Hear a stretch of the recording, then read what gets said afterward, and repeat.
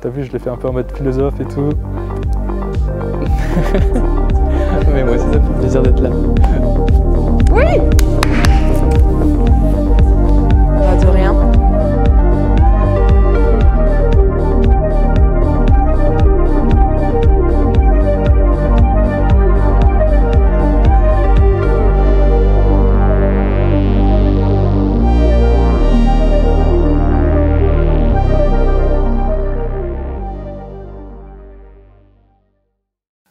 Maël Jameau, j'ai été vice-président pendant toute l'année chez les Kingsmen. Bonjour, je m'appelle Flavio Ferreira, aka Papy. J'ai été BDA pour les Ragnarok à l'année et aussi je suis conseiller actuellement pour les Milky Blenders à l'année encore. Camille Jost, alias Pamela, et Post. Au début AIMM, je le prononce mal, je le sais, mais je m'en fous. Et après Foyer S1, liste Milky Blinders, première séquence.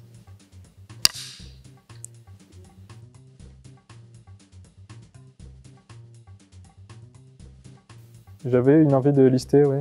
Après, c'était aussi pour moi, pour mon CV aussi un peu.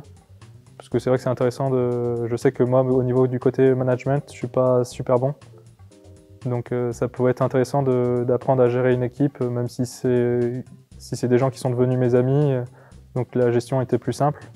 Après, c'est vrai que j'ai pas forcément listé pour être vice-président. Mais c'est vrai que je voulais faire des changements dans l'école. Et c'est vrai que vice-président, c'était un bon rôle parce que je savais que je pouvais pas faire tête de liste. Enfin, je pouvais pas faire tête de liste en tant que président. Parce que je savais que tout ce qui était charge de travail et tout, j'allais pas pouvoir les respecter. Et du coup, c'est vrai qu'en arrivant depuis le semestre orange, je savais que j'allais rester toute l'année. Et donc, c'était aussi pour assurer une passation sur toute l'année. Et du coup, voilà, j'ai proposé ma candidature. C'est vrai que nous, on avait fait, les Kingsmen avaient fait par recrutement. Et du coup, on postulait pour nos postes et en tant que personne. Du coup, soit on prenait la personne et après, on lui disait de changer de poste. Ou sinon, on la prenait vraiment pour le poste. Et c'est comme ça qu'on a fait nos recrutements et c'est comme ça que je me suis retrouvé vice-président. Sachant que j'ai fait 3 listes VDE, ça fait beaucoup. C'était surtout l'envie de faire vivre la vie étudiante au sein de l'ENSEM. J'ai toujours été dans beaucoup d'associations qui étaient ma vie étudiante, que ce soit au bar ou au BTE, n'importe. J'en ai fait beaucoup, puis plus récemment, avec mon passage de formation initiale à formation par apprentissage, le B2 c'était un bon moyen aussi de rencontrer du monde et de connaître, parce qu'en IT2I on est un peu, avec nos horaires décalés et tout ça, on est un peu mis à côté. Donc là, c'était un bon compromis pour rencontrer du monde, que je ne regrette pas. J'ai pu rencontrer pas mal de monde sympathique. Voilà. Peut-être régler les problèmes. Genre, j'aime beaucoup faire le pompier un peu. Dès qu'il y a besoin, dès qu'il y a des endroits où tout le monde panique ou quoi, c'est là où j'aime trop. J'aime trop agir pour réagir en fait. Du coup, quand j'ai vu Chris faire pour les Ragnarok et je voyais tout le monde paniquer, en fait, plus la situation elle se passe mal, plus c'est un moyen d'améliorer les choses en fait. Du coup, je kiffe trop. Ça paraît vraiment... ça paraît bizarre. On dit souvent j'ai envie d'avoir... Il y en a certains c'est pour avoir le suite ou le machin. Moi je veux juste faire le pompier.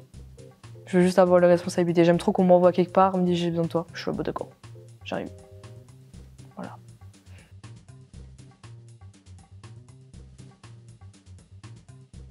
La toute première liste que j'ai faite, donc la Justice League, parce que des amis très proches à moi étaient les fondateurs de la liste, donc très vite je me suis retrouvé dedans. Pour les Ragnarok, c'est arrivé un peu plus tardivement, c'est grâce à Amaury. À l'époque, on avait eu une petite conversation sur... lui aussi avait listé VDE, qui relistait pour le coup. On avait une petite conversation dessus et je lui avais dit que ça me chauffait plutôt bien. Donc j'ai été contacté juste derrière pour rejoindre la liste.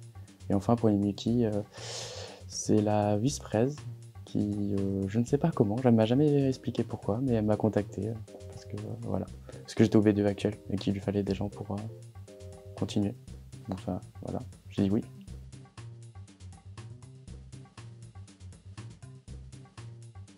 Au début, j'étais arrivée dans la conversation et après j'avais vu qu'il n'y avait personne de deuxième et troisième année et ça m'avait un peu inquiétée parce qu'une liste sans sans avoir des personnes qui ont un minimum d'expérience, c'est compliqué. Donc je suis dit, vas-y, je vais partir pour ramener des gens. Au début, ça avait été mal compris par les premières années, et je peux comprendre totalement, hein. Ça paraît un peu comme un abandon, mais je me disais, si j'y vais, c'est à 100%. J'y vais pas pour envoyer 2 mails ou quoi. Donc au moins, je suis revenue et c'est pour la bonne cause. Mais je préfère être là à 100% ou pas là du tout.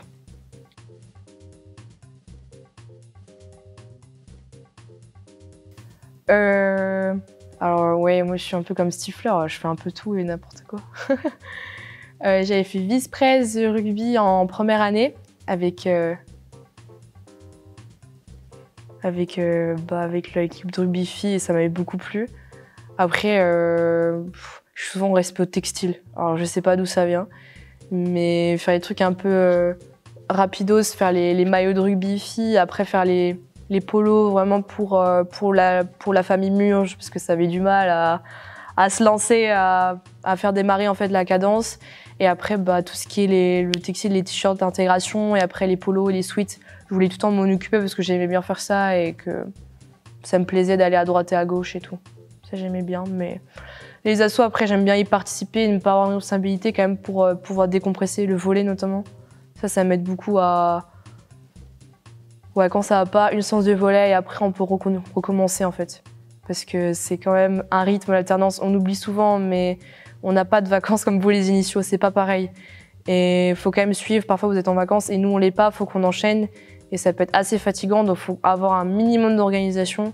Et j'ai dû choisir entre rugby et le volley de la première à la deuxième année. Et j'ai choisi volley parce que rugby, il faut être régulière. Faut être là tous les entraînements pour pouvoir progresser. Et moi, je l'étais pas, donc autant m'amuser en volley et puis être là pour le BDE, quoi. Alors, ça fait 5 ans que je suis à l'ANSM, j'ai fait beaucoup d'assos. Mais en première année, comme un peu près tous les murs, je vais t'inscrire, il y a beaucoup d'associations. Mais celle auquel je suis resté, parce que par manque de temps, j'ai dû en laisser quelques-unes de côté, il y avait le bar.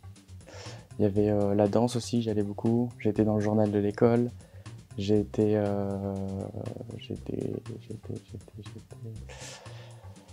pas mal de trucs. J'ai fait après maintenant, plus récemment, le volley. Bon après, voilà, beaucoup d'associations. En première année, j'étais pas très présent dans les associations. J'étais que présent au niveau du volley. Et c'est pas forcément ouais, comment dire. C'était pas parce que j'en faisais pas partie que je pouvais pas aider à gérer tout ça. Et c'est vrai que moi, les associations, j'avais un peu peur au début parce que j'ai peur un peu d'aller vers les autres. Et c'était aussi un peu cette envie-là d'aller lister.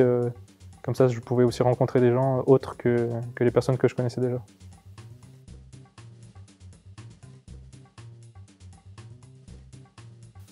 La junior entreprise, c'est pour autre chose que je l'ai rejoint.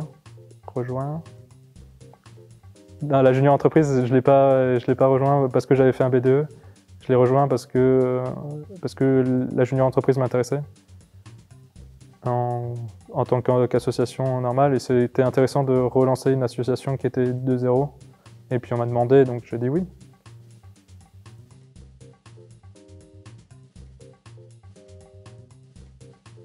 Un peu de bouche à oreille, c'est-à-dire que je voulais quand même avoir un poste à responsabilité, mais après ça allait toujours en opposition avec ma vie d'alternante, avec mon entreprise, et je voulais, dans ma hiérarchie des priorités, l'entreprise c'est numéro 1 quoi qu'il arrive, donc je savais que je pouvais pas prendre un truc à responsabilité et au final ne pas les remplir. Je t'avais dit, je prends le truc qui nécessite le moins de boulot possible, la MMM c'était parfait, et au moins s'il y a besoin de faire pompier et que j'ai le temps, je le fais. Faire le couteau suisse en fait. C'est pouvoir autant, même si parfois ça peut ne pas être mon rôle, mais si la personne elle est surbookée, on va pas chercher midi à 14h, il faut bien que quelqu'un le fasse. Donc là je me porte volontaire sans volontiers. Pourquoi j'ai fait vice-près Parce qu'en fait je me voyais dans aucun autre rôle. Je me voyais pas dans la gestion d'autre chose.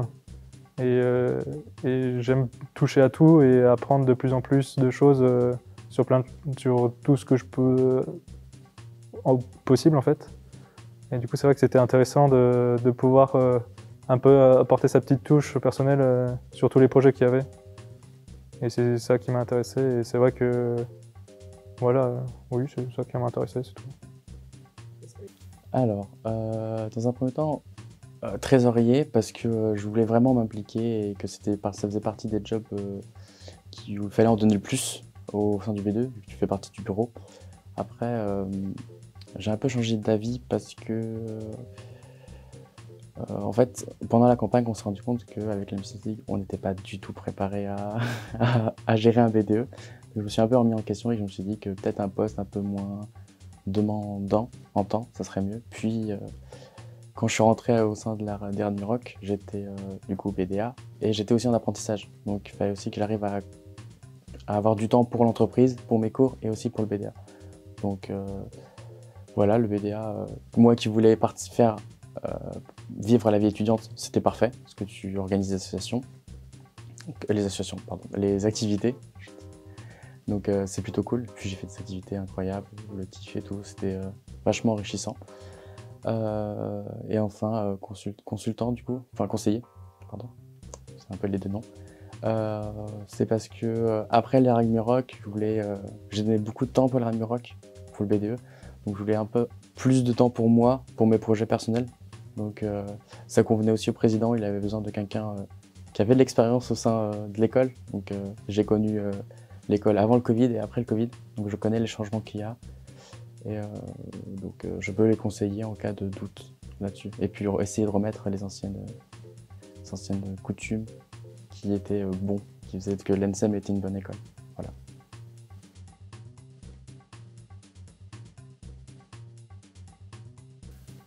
Il y a eu deux phases. Je trouve que l'image du B2 a beaucoup changé au fil des années. Avant, c'était vraiment très... les gens étaient reconnaissants, très gentils envers le B2. Après, ça a un peu changé, mais bon, c'est toujours le cas. On le voit tous les jours, il y a beaucoup de gens qui nous remercient. Rien que pour l'inté cette année, beaucoup de gens nous ont remerciés. Mais bon, il y a un peu plus de gens qui crachent, mais c'est pas grave. C'est partie du boulot, j'ai envie de dire. C'est un peu dommage. Après, à côté de ça, je sais pas, j'ai toujours pensé que c'était comme ça, où il fallait travailler pour que les autres puissent s'amuser, et puis c'est très satisfaisant oui, voilà, une satisfaction en soi, de réussir à faire un truc qui plaît à tout le monde, et qu'on te remercie pour ça, et puis tu profites aussi de ton activité que tu as créée, et tout ça. Donc voilà. Oui, oui, mais ça c'est à cause de nos présidents. Pour moi, les présidents, ils délèguent pas assez, et on avait déjà remarqué ça avec les minarchies qui étaient avant nous. Et nous, en tant que Kingsmoon, c'est vrai qu'on avait des présidents qui aimaient bien faire tout ce qu'ils pouvaient le plus possible, et donc ils déléguaient pas beaucoup au vice-président. On a l'impression que le vice-président fait exactement la même chose que le président, alors que c'est faux. Le président va plus gérer tout ce qui est administratif et tout ça, et le vice-président, il est plus proche des gens, et du coup va plus facilement remonter les informations au président pour que lui après redonne ses directives si nécessaire. Non, moi je savais que ça allait être la galère. Je savais qu'il allait avoir du boulot quand même à relancer le truc. La MMM, on ne sait pas ce que c'est, on ne sait pas à quoi ça sert et on ne sait pas où ça va. Donc, de toute manière, j'aurais quand même du boulot, même mine de rien. Si on ne connaît pas le poste, il y aura... Moins on connaît, plus il y a de boulot. Mais au moins ça va m'occuper un minimum dans mon poste, quoi. Mais ouais, personne ne veut ce poste. Ça, je le savais, mais j'étais parfait. Au moins, on m'envoie en pompier quelque part, quoi. Et je dirais oui. Dans ma vie, en règle générale, j'ai eu du mal à savoir quel était mon rôle dans un groupe, à trouver mes forces. Parce que souvent, quand on a vécu la prépa, quand on a vécu des périodes dans sa vie où on n'était pas bien, on se disait mais à quoi je sers? Comment je peux servir quelqu'un? Ou un groupe, ou pour quelque chose, pour quel projet? Et au fur et à mesure, je me disais mince, je trouvais que les gens arrivaient plutôt bien à se révéler, juste à se confier à moi. Et je remarquais petit à petit, je me disais mince, je peux peut-être faire quelque chose de ça.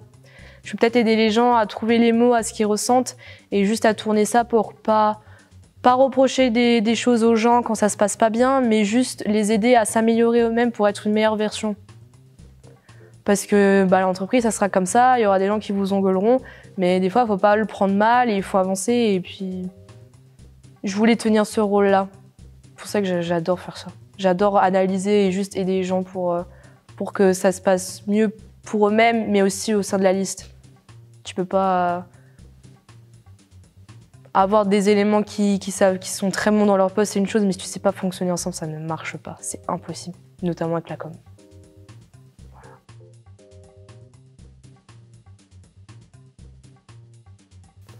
Ça a été compliqué parce qu'on était pendant le Covid. Et donc, on avait beaucoup de discussions tous ensemble. Et après, on n'avait pas fait beaucoup de choses par pôle. Mais c'est vrai que tout ce qui était gestion d'association et tout ça, c'était vraiment intéressant.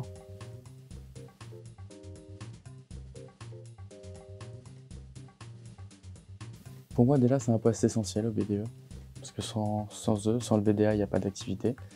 C'est un poste qui demande d'être un peu multitâche, c'est-à-dire contacter les entreprises. Déjà, avoir l'idée trouver les idées pour faire des activités.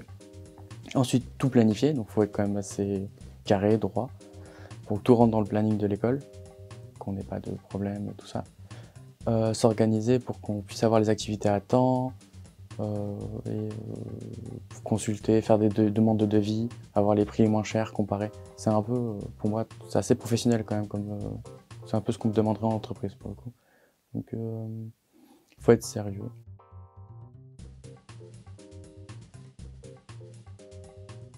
Bah, tu bosses en dehors. Tu bosses entre la pause repas, c'est pas grave, tu mangeras pas avec tes collègues, tu feras comme ça. Faut faire des sacrifices. Tu peux pas, faut que tu enchaînes. Mais bien sûr qu'il y a des événements auxquels tu ne peux pas assister. Le stage, bah, des fois tu peux pas être partout, c'est pas possible, tu peux pas dupliquer. Mais par contre, quelque chose qui est fait n'est plus à faire. Donc si tu as le temps, fais tout ce que tu peux, comme ça tu as pris de l'avance et t'avances.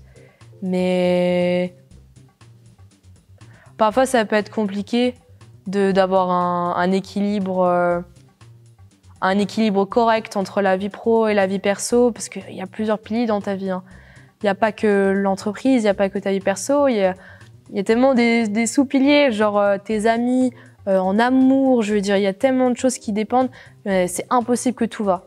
T'en as au moins un qui va pêcher et c'est normal, ça arrive, mais comment gérer les deux, être organisé, juste pas s'attarder sur de la merde, sur des choses qui vont pas, parce que sinon t'avances pas.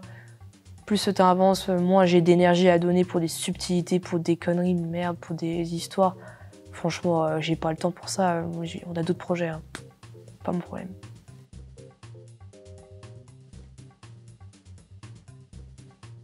Ça se passait bien.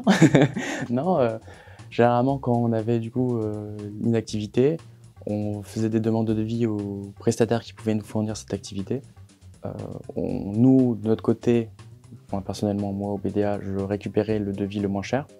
On comparait évidemment avec plein de devis que je transmettais au trésorier. Et avec les trésoriers, on avait une discussion sur le prix des activités, sur comment faire en sorte que voilà.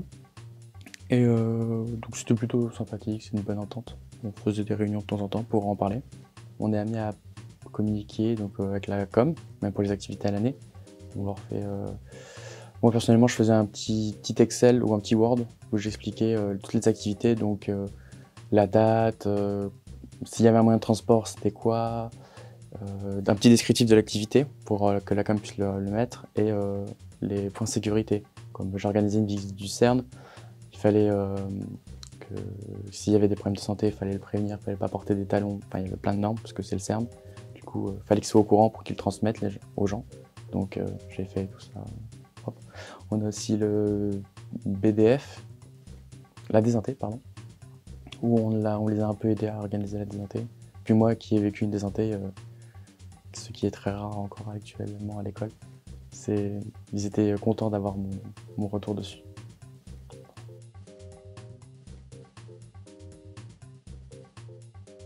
Alors moi j'ai pas fait grand chose. J'ai juste demandé aux gens de bien faire attention à ce que les personnes du premier semestre enregistrent tout ce qu'ils ont fait, commencent à discuter avec ceux du deuxième semestre. Et après, inversement, je demandais au deuxième semestre que si on les avait pas contactés, que eux viennent contacter ceux du premier semestre. Et du coup, en fait, moi j'étais juste là pour donner les directives en termes de communication, voir si tout le monde avait bien communiqué avec tout le monde. Et après, ça s'est fait tout seul, donc j'ai pas eu beaucoup de choses à faire. Après, j'ai récupéré ce qui était tout ce qui est présidence et vice-présidence. pour aussi accompagner le S2.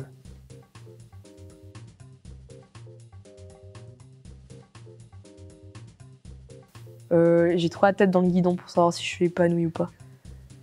Quand tu kiffes quelque chose, genre Pour moi, épanoui, c'est un peu tu flottes. Genre tu kiffes quelque chose, tu flottes, haha, c'est rigolo et tout. J'ai tellement la tête dans le guidon que je vois même pas, donc je suis plus épanouie dans mon travail, je pense, en entreprise. Heureusement que j'ai cet équilibre entre essayer de pas prendre la grossette quand même au BDE. Parce que c'est normal, quand tu fais plusieurs assos, au bout d'un moment, les gens te connaissent, ils te reconnaissent. Et au moins, tu prends pas la grossette parce qu'en entreprise, t'es vraiment une merde, t'es juste une apprentie. Hein. T'es juste quelqu'un qui apprend, et heureusement. Parce qu'au moins, je retrouve la tête sur les épaules et puis je peux revenir sereine. Et ça, c'est la meilleure chose à faire. Faut faire l'alternance. Je sais pas pourquoi vous aimez pas, mais au moins, vous n'allez pas vous ennuyer.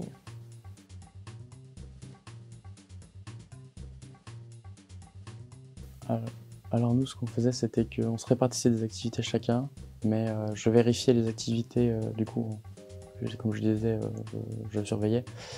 On m'envoyait, je leur demandais de me faire des fichiers qu'ils m'envoyaient, et moi je vérifiais tout, que tout soit correct, si on avait bien des bus si nécessaire, que le prix était normal, que la description était là, que tout se passait bien.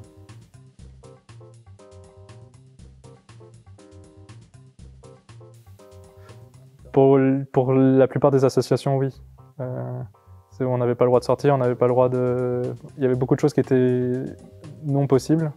On avait essayé d'organiser des choses, même en essayant de faire des clusters entre nous. Enfin, donc c'était, par exemple, pour le week-end d'intégration, on avait essayé de voir avec le partenaire si on ne pouvait pas justement demander à ce que tous les intervenants extérieurs viennent avec les masques et que nous, on fasse des tests avant, qu'on puisse enlever les masques après pendant le week-end d'intégration et après quand on revient en cours, on faisait un test au bout d'une semaine. Ça aurait pu créer une grosse épidémie, mais c'est vrai qu'à ce moment-là, on ne savait pas encore qu'il allait avoir tout ce qui était visio et tout ça. Donc moi je pense qu'on aurait pu le faire à ce moment-là, mais ça s'est pas fait. Après, dans toutes les associations, il y a beaucoup d'associations qui ont dû stopper leur activité, ce qui est normal parce que faute de se déplacer et de se regrouper, c'était très compliqué. Donc on a dû relancer, les associations se sont relancées toutes seules au deuxième semestre. Après nous, il fallait juste qu'on crée une dynamique pour ramener les premières années qui n'avaient pas forcément eu accès à tout ce qui était rallye d'association et rallye bisontin. Donc on les avait refaits en deuxième semestre, là où c'était plus possible. Et après ça a été très compliqué aussi parce que la mairie et l'école nous interdisaient pas mal de choses. Par exemple les soirées foyers, c'était interdit. Après c'est normal parce que les masques étaient enlevés à ce moment-là, mais on avait réfléchi à certaines choses, on avait demandé l'accord soit à la mairie, soit à l'administration, mais on nous a refusé la plupart des demandes.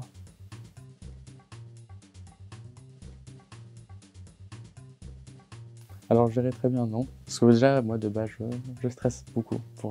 Dès que je mets du cœur dans quelque chose et que je vois que ça se passe pas forcément correctement, je stresse. Après je sais qu'il y a des gens qui stressent beaucoup moins, donc c'est juste moi personnellement qui stresse, voilà.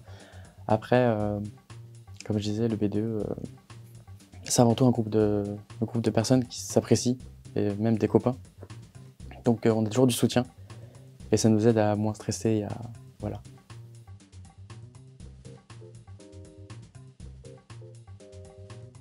Ouais. Parce que nous en amont, on prépare tout, on prépare les documents, on prépare les activités, on appelle des gens si nécessaire. Et se voir refuser des choses comme ça, c'est assez frustrant.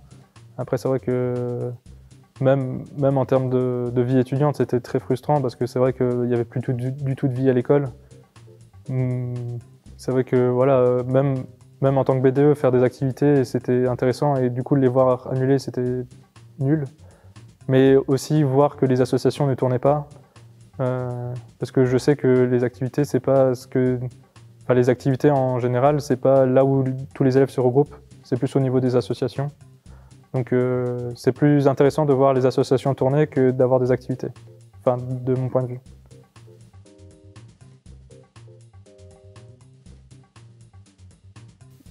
Ouais, ça a été avant la liste, avant la campagne et tout ça. Pour moi, ça a été les meilleurs moments.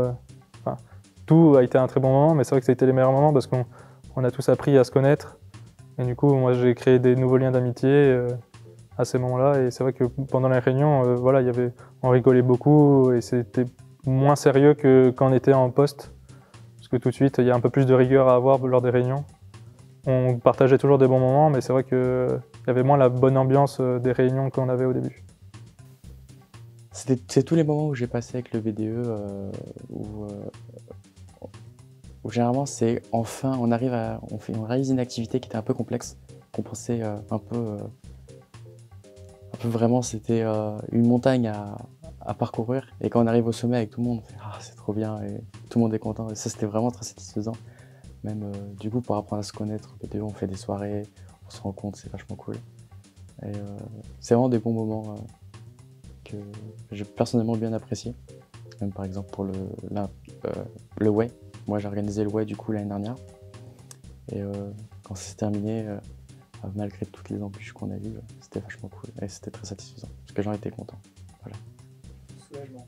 Oui, un peu de soulagement, mais aussi beaucoup de fierté d'avoir réussi à porter un projet si gros et que ça s'est fonctionné.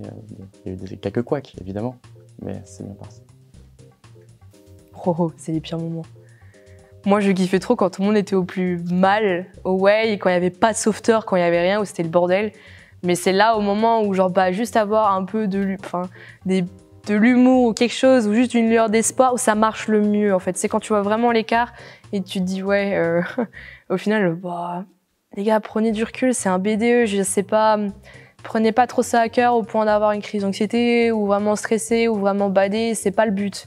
Le but, c'est que vous appreniez vraiment à être confronté vraiment à des situations qui sont hors du commun. Je veux dire, être confronté à pas de sauveteur, à juste gérer des gens bourrés, c'est quelque chose, hein, c'est pas... Imposer des règles, c'est une autre. Gérer des personnes, c'est plein de choses en fait, que vous verrez en entreprise. Et plus vous voyez de choses, plus vous voyez des emmerdes, et mieux vous serez préparé pour le monde pro. Et je me bats pour ça parce que la plupart du temps, vous sortez de l'école et il y en a beaucoup malheureusement qui prennent la grosse tête et qui pensent qu'ils savent beaucoup de choses. Or, c'est justement eux qui en savent le moins. Et vous allez avoir une chute libre en arrivant en entreprise parce que c'est pas la... Vous allez galérer, hein. Va falloir bosser, va falloir y aller. Et c'est pas en fournissant un travail minimum que vous aurez ce que vous voulez.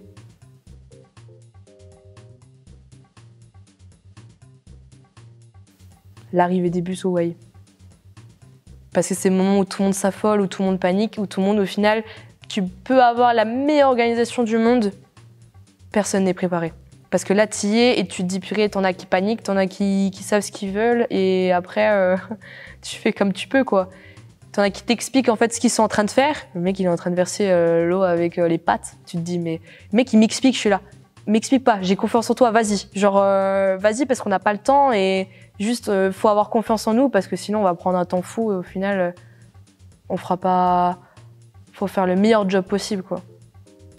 Bah, je peux faire un point un peu sur toutes les listes. Justice League, le point le plus challengeant, c'est le manque de préparation. On n'était pas prêt. C'est normal que, du coup, pour la petite histoire, nous on s'est retiré avant la fin de la campagne. C'était un peu logique, on n'était pas prêt. Vraiment, on ne savait pas comment se passe une campagne. Moi, je me souviens que j'étais debout pendant des heures la nuit pour faire des plannings et tout. Parce qu'on n'avait rien, on n'avait pas imprimé nos promesses, on n'avait pas imprimé nos plannings de Halo, on n'avait pas fait d'affiches Halo. Donc j'avais tout fait faire à la dernière minute. C'était très dur. À côté de ça, les Ragnarok, c'était le fait d'organiser des activités, mais pas pouvoir y aller pour des raisons personnelles. Et de voir sur la conve, comme je dis, il y a toujours des petits couacs parfois qui arrivent aux activités. Comme je sais que j'avais organisé le marché de Noël de Strasbourg, et il est de tradition qu'on aille tous manger une flamme à volonté aux flammes. Et là, on a eu 2-3 soucis, les tables n'étaient pas prêtes, on n'a pas été servi à temps. Du coup, au final, tout le monde est parti. Mais moi, personnellement, je voulais y aller, mais je ne pouvais pas être présent. Et je voyais sur la conf que ça ne se passait pas comme je l'avais prévu. Et c'était très stressant pour moi. Ça a été le moment le plus challengeant, ça a été vraiment au début du deuxième semestre. Parce que c'était compliqué de motiver les gens à faire des activités. On a essayé de les faire sortir, on a essayé de les faire rester à l'intérieur, parce qu'on était pendant le Covid. Et c'était très compliqué parce que beaucoup de gens n'étaient pas contents du fait qu'il n'y ait pas eu d'intégration, qu'il n'y ait pas eu de week-end d'intégration aussi. Et donc il y avait un peu un manque pour les premières années et les deuxièmes années. Et ça a été très compliqué de les gérer.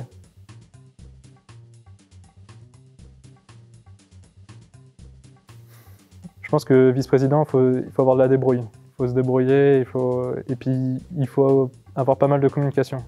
Il faut aller chercher tout le temps l'info chez les gens parce qu'ils ne vont pas forcément vous la donner. Il faut connaître pas mal de choses. Ouais. Après, il faut le faire pour son équipe, mais il faut aussi le faire avec son président.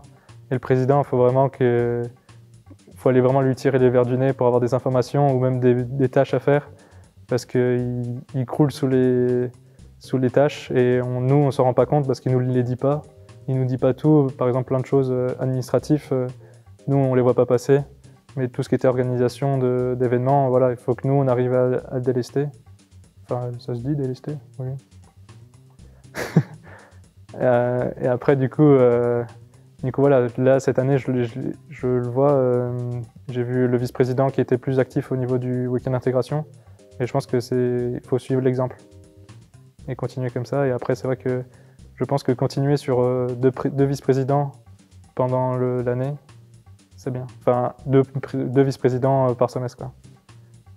Alors, dans un premier temps, je pense une bonne passation. Faire en sorte que vraiment bien écouter tout ce qu'on te dit et harceler les gens même si s'ils te répondent pas pour la passation.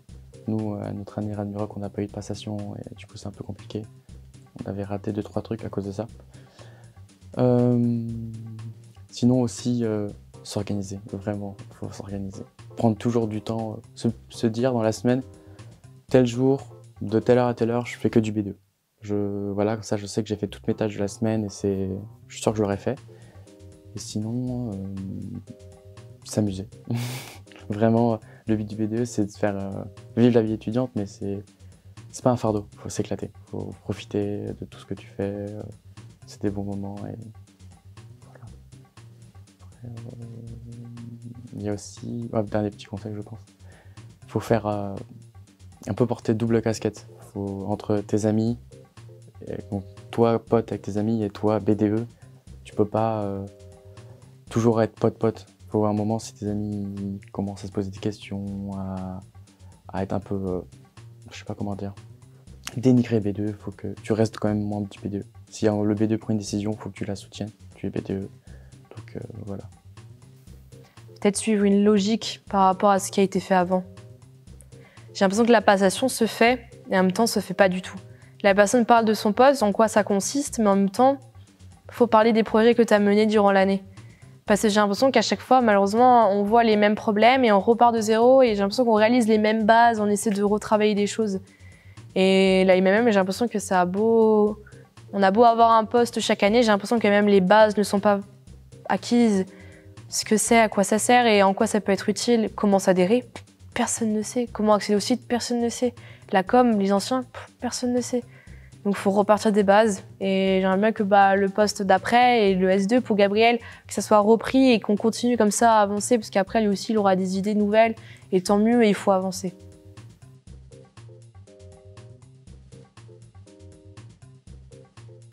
Ça allait. Pour moi ça allait parce que comme j'ai dit, mes présidents travaillent beaucoup donc j'avais pas grand chose à faire. Après, de ce que je voyais, les gens arrivaient plus ou moins bien à gérer le temps qui passait. Après, c'est vrai que voilà, s'il y a des gens qui sont en difficulté, on ne peut pas voir des yeux partout, donc l'organisation de tout ça, c'était compliqué. Enfin, je me perds dans mes pensées, du coup, ça c'est nul ce que j'ai dit. Mais non, moi, en termes de boulot, ça allait. Enfin, j'ai pas eu de difficultés plus que ça. Après, c'est vrai que moi, je suis pas quelqu'un qui travaille beaucoup plus le soir que ça. Donc, avoir des tâches pour le BDE, je pouvais les caler dans mon emploi du temps, quoi.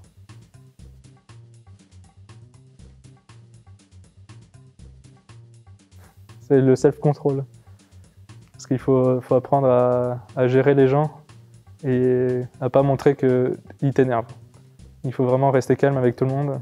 Parce que si le président ou le vice-président commence à s'énerver, à crier sur tout le monde, ça va mettre la mauvaise ambiance toute l'année au niveau des postes. Et c'est pas ce qu'on veut. Il faut vraiment réussir à créer une dynamique positive en termes de bien-être. Et après, il faut aussi faire attention. Je pense qu'il faut aussi faire attention au bien-être de la personne elle-même. Donc vérifier si ça se passe bien à l'école, parce que si ça se passe pas bien à l'école, ça va pas bien se passer au BDE. Et du coup, si ça se passe pas bien au BDE, ils vont être moins actifs à la vie associative et ça va diminuer la vie associative en général. Parce que le BDE a une grosse part quand même dans tout ça. Je dirais dans un premier temps l'organisation, parce qu'au début j'étais pas très organisé. Puis comme je disais, on avait un manque de passation, donc au BDA on était 3, donc moi l'année. Et au début de l'année on se faisait pas trop de réunions, ça avançait pas beaucoup. Puis à un moment, voyant qu'on allait vers l'échec, on n'allait pas réussir à faire des activités, ça m'a appris à mener une équipe, à être un peu lead. Une équipe. Donc j'ai pris en main le BDA. Donc je planifiais des réunions, je leur demandais de me rendre des comptes rendus. Donc diriger une équipe, le BDE m'a appris ça et c'était vachement cool. Je pensais pas que j'en étais capable et c'était sympa. Je veux tellement apporter. Je suis tellement pas dans moi apprendre quelque chose. Je veux apporter aux gens ce que je connais, en fait, du peu que je connaisse, en expérience d'entreprise, en expérience de la vie en règle générale, de se battre pour avoir ce qu'on veut. Parce que tu t'apprécieras tellement quelque chose que tu as pris avec les dents plutôt que quelque chose qu'on t'a donné, en fait. Du coup, je me mets trop de côté. Là, pour le coup, je prends pas assez de recul pour savoir ce que j'ai appris, mais plus faire en sorte que les gens apprennent quelque chose de ce qu'ils font, quoi. Qu'ils se posent les bonnes questions.